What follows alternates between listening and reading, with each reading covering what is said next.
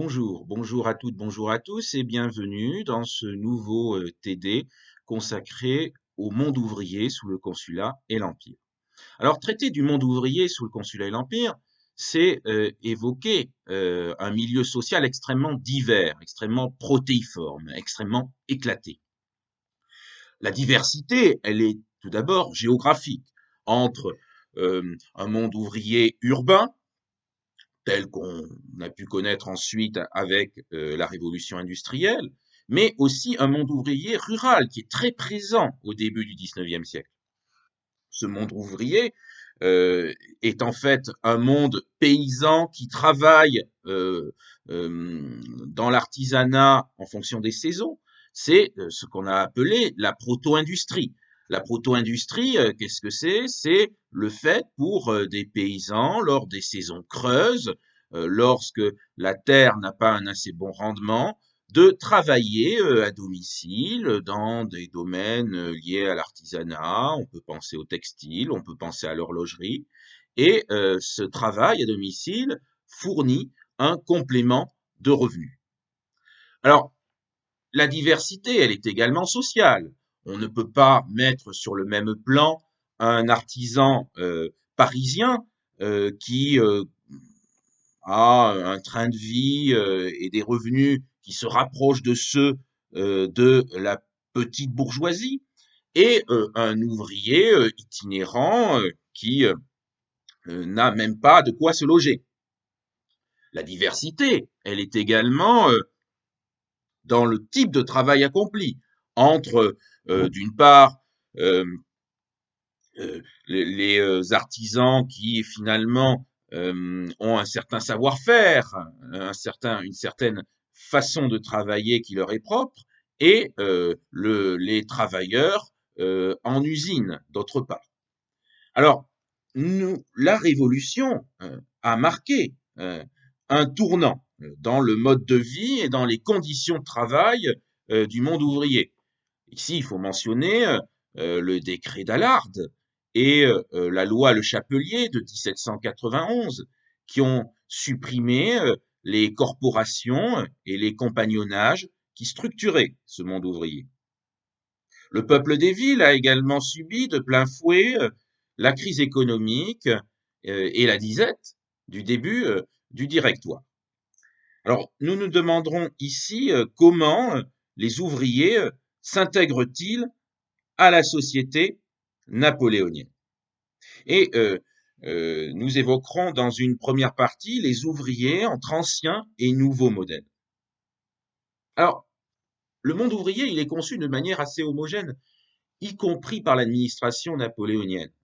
Il y a une enquête statistique qui sort en 1811 et dans cette enquête, les ouvriers sont évalués à 1,75 million de personnes, soit environ 6% de l'ensemble de la population de l'Empire français.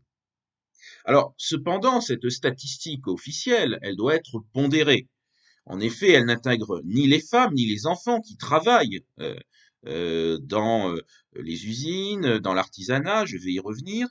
Et si on intègre ces femmes et ces enfants, on est probablement à plus de 2 millions et assez proche des 3 millions. À Paris, il y a une grande concentration d'ouvriers puisque, selon cette même enquête, on compte 350 000 personnes, y compris les femmes et les enfants, qui travaillent en tant qu'ouvriers à Paris. Alors, néanmoins, le problème de ce type de dénombrement, c'est qu'il ne rend pas compte de la diversité de ce monde ouvrier. Et diversité que je vais essayer ici de montrer entre des modèles anciens d'ouvriers et des modèles plus récents. Le modèle le plus ancien, finalement, c'est celui de l'artisan des villes. C'est un modèle hérité de l'Ancien Régime, donc grand A, l'artisan des villes. Alors, les compagnons des métiers artisanaux se distinguent par leur savoir qui a été lentement acquis. Ils peuvent, avec la suppression des corporations, parvenir plus facilement qu'autrefois à s'établir à leur compte et à créer leur propre entreprise. Ils représentent ainsi la fraction la plus huppée de la classe ouvrière et ils s'approchent en cela par leur train de vie, par leurs revenus, d'un de la petite bourgeoisie. Jean-Pierre Chaline l'a très bien montré en ce qui concerne Rouen. À Rouen, sous la Restauration, des bourgeois sont d'anciens ouvriers tisserands et ces anciens ouvriers tisserands ont réussi à spéculer sur les biens nationaux sous la Révolution et par conséquent à s'enrichir. Puis ensuite, avec le retour de la stabilité économique du début du Consulat, ils ont épargné leurs gains et ils sont réussi ainsi à monter dans l'échelle sociale. D'autres se situent dans une certaine dépendance malgré tout vis-à-vis de marchands fabricants qui passent des commandes. On appelle ce type d'artisan dépendant et travaillant chez lui le chambrelan, c'est-à-dire le travailleur en chambre. Alors, le cas, bien évidemment, le plus emblématique, c'est celui des canulionnés. Les canulionnés, travailleurs de la soie, qui travaillent chez eux, qui doivent leur nom à la canette. C'est ce petit cylindre sur lequel était enroulée la trame, le fil de trame avant le tissage. Et ces canulionnés travaillent chez eux avec leur outillage. Ils embauchent des compagnons. Ils sont de véritables chefs d'entreprise et ils sont comparables par leur fortune, par leur mentalité également, à ce qu'on peut voir dans la petite bourgeoisie. Alors, néanmoins, le canut dépend du négociant qui lui fournit la matière première et qui commercialise le produit fabriqué. Le canut, ainsi, partage avec ses compagnons, avec ses salariés, le même intérêt à ce que le tarif, c'est-à-dire le prix minimal de vente de son produit, soit le plus élevé possible. Et cette question du tarif est une question sensible puisqu'elle entraîne plus tard, sous la monarchie de Juillet, deux révoltes, la fameuse révolte des canuts en 1831 et 1834. Alors, ces chambellans, donc ces travailleurs en chambre, sont également très nombreux à Paris, notamment dans l'industrie du luxe. Alors, à côté de ces travailleurs artisans, on retrouve l'ouvrier des usines et des manufactures, qui est encore minoritaire dans le monde ouvrier. Donc, grand B, l'ouvrier des usines et des manufactures. Alors, il est minoritaire puisque selon l'enquête statistique de 1811 que j'ai citée tout à l'heure, sur 1,7 million d'ouvriers, on compte environ 400 000 ouvriers dans les usines. Dans la sidérurgie, par exemple, 10 000 ouvriers travailleraient dans les manufactures. Alors, ces ouvriers, comme l'a bien montré Denis Voronoff, ces ouvriers se hiérarchisent selon leur plus ou moins grande qualification ou selon le type de travail accompli. Par exemple, dans les hauts fourneaux, le maître fondeur dirige les opérations, distribuant les tâches aux chargeurs qui approvisionnent les fourneaux. Alors, certaines régions commencent véritablement à se développer dans ce domaine de la sidérurgie. On pense à la Lorraine, qui a fait la fortune d'une famille qui commence à émerger au début du XIXe siècle. Il s'agit des Devindel. On pense également à la Franche-Comté. Et dans ces espaces industriels, structurés par le haut fourneau et les forges, de véritables communautés s'organisent en groupes fermés où il y a une certaine endogamie et le logement est assuré dans l'enceinte de l'usine qui met à la disposition des ouvriers des lavoirs, une boulangerie, une chapelle et à chaque ouvrier un jardin. C'est le début des premiers jardins ouvriers. Alors, troisième type ici, l'ouvrier itinérant. L'ouvrier itinérant qui est souvent au bas de l'échelle sociale. L'ouvrier itinérant vient travailler dans la capitale, dans les grandes villes françaises tous les ans, lorsque la saison ne lui permet pas d'être embauché pour les travaux agricoles. Souvent, cette itinérance est liée à une faible fertilité du sol de ces régions rurales dont il est originaire. Et c'est pour cela que beaucoup d'ouvriers itinérants qui s'installent notamment à Paris sont originaires du Massif central, sont originaires de ces régions de moyenne montagne, essentiellement dédiées à l'élevage. Par ailleurs, l'ouvrier pousse euh, euh, a tendance à aller vers les grandes villes car les grandes villes ont une forte demande, notamment dans le domaine du bâtiment. Et c'est ce qui a fait la fortune, par exemple, des fameux maçons de la Creuse. Alors, on estime qu'il y a entre 30 000 et 40 000 migrants saisonniers qui s'installent à Paris chaque année, mais qui ne trouvent pas forcément un travail, surtout en période de crise. En période de crise, ils viennent, et je l'ai évoqué la dernière fois, il y en a plusieurs sous l'Empire.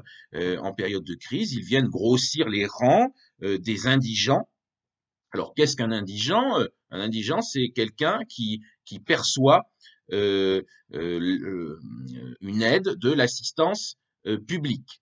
Ces indigents, donc, qui sont extrêmement pauvres, puisque extrêmement dépendants économiquement, sont estimés à plus de 100 000 personnes à Paris en 1813, ce qui représente à peu près un sixième de la population de la capitale. Alors, si euh, euh, la situation devient désespérée pour ces ouvriers itinérants qui n'arrivent pas à vivre de leurs mains, de leur travail, à ce moment-là, ils peuvent s'adonner à différents types de, de procédés aux marges ou en dehors de la légalité. On pense à la prostitution, on pense au vol, on pense à la maraude, qui sont des moyens, pour certains, d'échapper à la misère. Et parmi les condamnés à ce type de délit, on en rencontre plus de 65% dans le monde de l'artisanat et dans le monde ouvrier. Alors, nous le voyons à travers cet exemple, les ouvriers constituent une population en proie aux difficultés économiques. Donc, ça sera l'objet de ma deuxième partie. Les ouvriers, une population en proie aux difficultés économiques. Avec un grand A sur les rémunérations des ouvriers. Alors, dans cette question des rémunérations, je vais distinguer le salaire nominal, c'est-à-dire la somme en argent que perçoit l'ouvrier, du salaire réel. Qu'est-ce que le salaire réel? C'est le salaire de l'ouvrier, mais qui tient compte du coût de la vie et de l'inflation. Et on s'aperçoit que le coût de la vie augmente beaucoup plus vite que le salaire nominal. Donc, le salaire réel a tendance à baisser. Alors, c'est le cas sous la Révolution. On observe néanmoins une hausse de 25% sous l'Empire, au début de l'Empire, au moment où il y a une certaine prospérité à partir de 1806-1807, puis un recul très important à partir de 1811-1812 au moment de la crise. Toutefois, il y a une hausse plus rapide du coût de vie, donc il y a une hausse plus rapide du coût de la vie par rapport au salaire nominal. Donc ces constantes ne doivent pas masquer une grande disparité en fonction des régions et du statut de l'ouvrier. Par exemple, si l'on prend l'exemple que j'ai déjà évoqué la semaine dernière sur l'industrie, l'exemple de la manufacture d'indienne d'Oberkampf à Jouy en Josas, alors si on prend cette manufacture, vous avez des travailleurs extrêmement qualifiés que sont les dessinateurs, que sont les graveurs, qui gagnent environ 3 000 francs par an. tandis qu'un ouvrier non qualifié gagne dans la même manufacture 7 fois moins. Ces ouvriers sans qualification effectuent le plus souvent des tâches saisonnières, ce sont là encore des ouvriers itinérants. À Paris, si les salaires ont tendance à augmenter, tout le monde n'est pas logé à la même enseigne. Un ouvrier artisan touche ainsi un salaire moyen de 3 à 4 francs par jour. S'il est par exemple ébéniste, il touche entre 3 et 4 francs. Un orfèvre va même jusqu'à toucher 6 francs par jour. Et les ouvriers les moins qualifiés, notamment dans l'industrie textile, doivent se contenter de 1,5 à 2 francs par jour. Quant aux femmes employées dans l'industrie textile, ce sont elles qui gagnent le moins bien leur vie, puisqu'elles touchent au mieux 24 francs par mois, donc moins d'1 franc par jour. Donc, on le voit, la situation économique des ouvriers est extrêmement inégale et ce qui fait que leurs conditions de vie peuvent apparaître comme difficiles. En effet, à l'atelier comme à l'usine, les ouvriers travaillent dans une atmosphère viciée, 6 jours sur 7, 10 heures par jour, parfois même 14 heures par jour, et dans certaines industries, notamment dans le domaine de la chimie, dans le domaine du textile également, les bâtiments sont froids et humides, manquent de lumière et amplifient les moindres bruits. Alors que les ouvriers effectuent dans les ateliers des pauses régulières, à l'usine, le maître d'usine impose des cadences qui doivent être respectées. Certains travaux sont si durs pour les organismes que certains ouvriers sont décrits un peu comme vieillis avant l'âge et finalement meurent très jeunes.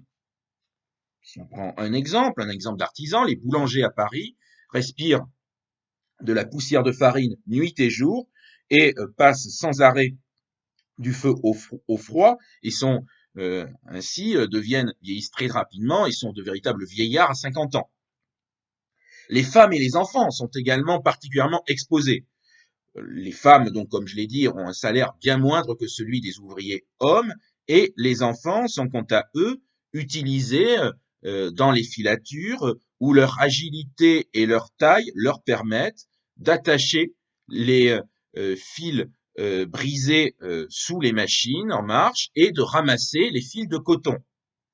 Ils surveillent ces machines jusqu'à 16 heures par jour et dans des conditions donc extrêmement pénibles, bien évidemment, pour d'autant plus qu'ils sont très jeunes. Dans les mines, ils servent parfois à pousser les chariots dans les galeries étroites. Le logement ouvrier est tout aussi précaire. Les ouvriers les moins bien payés ont la plus souvent du mal à se loger, du mal à vivre décemment. C'est parmi ces ouvriers, que se recrutent les locataires des garnis où l'on peut se partager une chambre à 8 ou 9 personnes.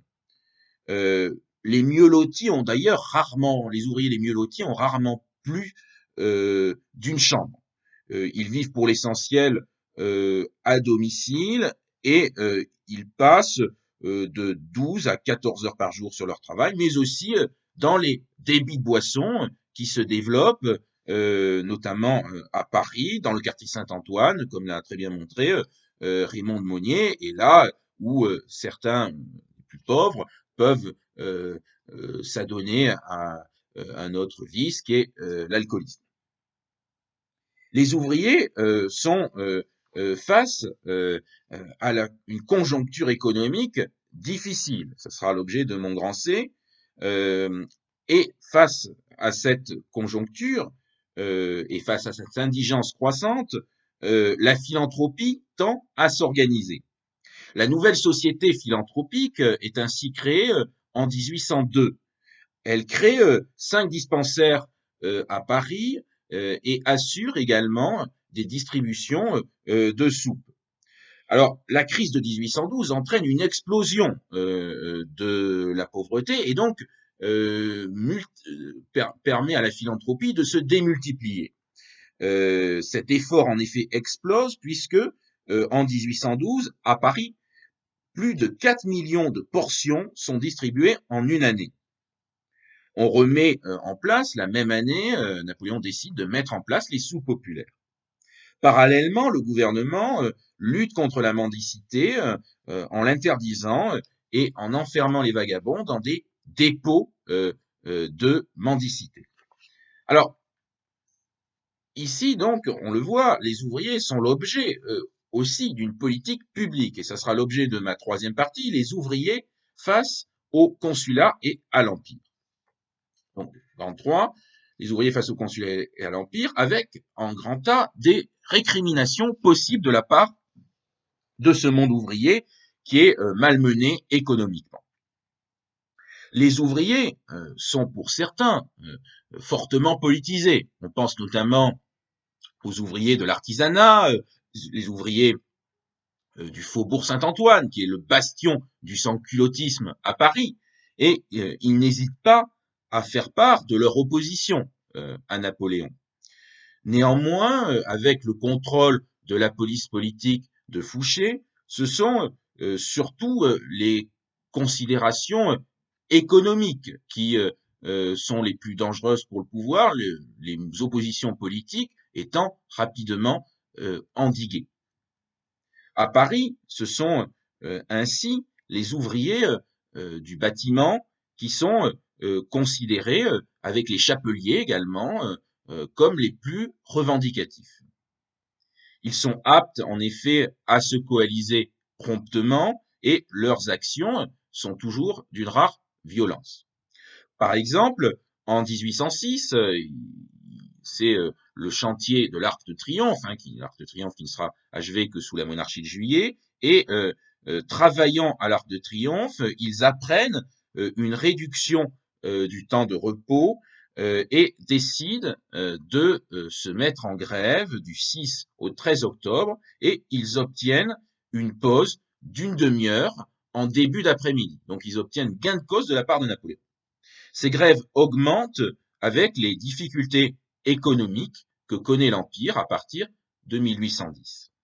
En 1811, par exemple, à Clamecy, les ouvriers sont plus de 1500 à organiser une marche sur Paris pour demander du travail. Les heurts avec la police ont tendance à être de plus en plus violents au fur et à mesure que l'Empire se délite, et c'est le cas de l'émeute de Caen que j'ai évoqué largement la semaine dernière, donc je vais y revenir très rapidement, l'émeute de Caen du 2 mars 1812, dont les facteurs d'explication sont multiples et témoignent de l'imbrication de motivation sociale et de motivation politique. En effet, il y a comme facteur qui met le feu aux poudres la hausse des prix du pain, la crise du textile également, avec le blocus continental, plus de 2 tiers des ouvriers canés étant alors au chômage, mais aussi, il faut tenir compte de ce facteur, l'opposition à l'autorité qui est bien réelle, notamment au préfet, et nous sommes dans un contexte difficile pour Napoléon, puisque c'est la campagne de Russie, et de nombreuses rumeurs sur la mort de l'empereur en Russie circulent à ce moment-là, puisque c'est quasiment au même moment que Mallet tente de faire son deuxième coup d'État. Alors, ce monde ouvrier, donc, se montre particulièrement actif malgré tout dans certaines corporations, dans certains secteurs, dans certains secteurs de métier, et la nécessité est dès lors indispensable pour le pouvoir napoléonien de contrôler ce monde ouvrier. Donc, grand B, le contrôle du monde ouvrier. Les ouvriers sont en effet particulièrement surveillés par tous les organismes de contrôle mis en place par Napoléon. À Paris, la gendarmerie impériale surveille, par exemple, les chantiers qui exercent sur l'ensemble du monde ouvrier une influence dangereuse, puisque, comme je l'ai dit tout à l'heure, les ouvriers des bâtiments sont les plus revendicatifs. L'ouvrier fait partie des individus auxquels les autorités restreignent la liberté par le port d'un livret et la jouissance de l'égalité par le traitement en justice. Alors, c'est ici le fameux livret ouvrier qui a été supprimé par la Révolution française, qui existait sous l'Ancien Régime, supprimé par la Révolution française et qui est rétabli en 1803. Alors, ce livret ouvrier est destiné aux ouvriers des manufactures et des fabriques ou des ateliers, mais des ouvriers des ateliers qui travaillent en qualité de compagnons de garçons. Alors, ce livret ouvrier porte le sceau de la municipalité qui l'a délivré. Il donne la date et le lieu de naissance du titulaire, son signalement précis, la désignation de sa profession et le nom du maître chez lequel il travaille. Le maître garde le livret et le rend à l'ouvrier lorsque le contrat qu'il a passé avec lui prend fin. Le compagnon doit alors à nouveau le faire viser et y faire inscrire le nom du lieu où il se propose d'aller. Donc, vous le comprenez, il s'agit de contrôler les mobilités ouvrières pour empêcher éventuellement que certains ouvriers diffusent trop facilement des idées subversives. Donc, sans ce livret qui permet aux, aux, aux ouvriers de se déplacer, finalement, il y a peut-être des parentés avec ce qu'on peut voir aujourd'hui avec les attestations dérogatoires. L'ouvrier est considéré, donc, sans ce livret, comme un vagabond passible de 6 mois de prison. À Paris, Lyon ou Marseille, le commissaire de police est le seul habilité à délivrer le livret et à le viser. Les patrons n'hésitent pas à compléter le travail des policiers en fichant les ouvriers. Par ailleurs, tout mouvement de foule et de réunion sont empêchés et la loi Le Chapelier, qui avait supprimé les corporations, est maintenue, ce qui empêche les ouvriers à se coaliser et à faire grève. Alors, il s'agit également, et c'est une nuance par rapport à ce contrôle du monde ouvrier, de réguler le monde ouvrier. Donc, grand C, réguler le monde ouvrier. En effet, le pouvoir napoléonien cherche à mettre en place de nouvelles instances de régulation. Et c'est ce qui se fait avec la loi du 18 mars 1806 qui institue les conseils de prud'homme afin de régler les conflits entre les patrons et les ouvriers. Le premier conseil de prud'homme est créé à Lyon et ces conseils sont composés de 5 à 15 membres élus dans le cadre d'assemblées générales convoquées par le préfet. Chaque catégorie élit ses représentants. Néanmoins, c'est l'aristocratie ouvrière qui apparaît comme la plus avantagée, celle des patrons, des contremaîtres, des chefs d'atelier ou des ouvriers patentés, c'est-à-dire qui paient la patente. En revanche, les autres ouvriers sont exclus du droit de vote et il doit toujours y avoir une majorité de patrons dans le conseil. Donc, le conseil de prud'homme est un véritable tribunal habilité à juger les infractions aux lois et règlements relatifs à la police de l'industrie. Ce sont aussi les litiges entre patrons et ouvriers qui peuvent être traités dans ces conseils de prud'homme, voire même les litiges entre ouvriers eux-mêmes. Le conseil de prud'homme peut imposer des amendes pouvant dépasser les 100 francs et, dans certains cas, mais ce n'est pas le plus courant, infliger des peines de prison pouvant aller jusqu'à 3 jours dans le cas de manquements graves d'un apprenti à l'égard de son patron. Alors, on a longtemps, et la conclusion la plus logique, ça serait de considérer que le conseil de prud'homme est entre les mains du patronat, et on a longtemps considéré cela. Néanmoins, certaines études ont montré notamment celle, je pense notamment à celle de Didier Terrier sur les tisserands du Cambrésis et du Saint-Quentinois, certaines études donc ont montré que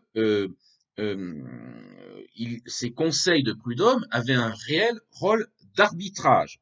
À Saint-Quentin, par exemple, dans plus de 90% des cas, le conflit se termine par une conciliation et non par une sanction, preuve que le législateur a avant tout pour but de favoriser l'harmonie sociale entre les patrons et les ouvriers.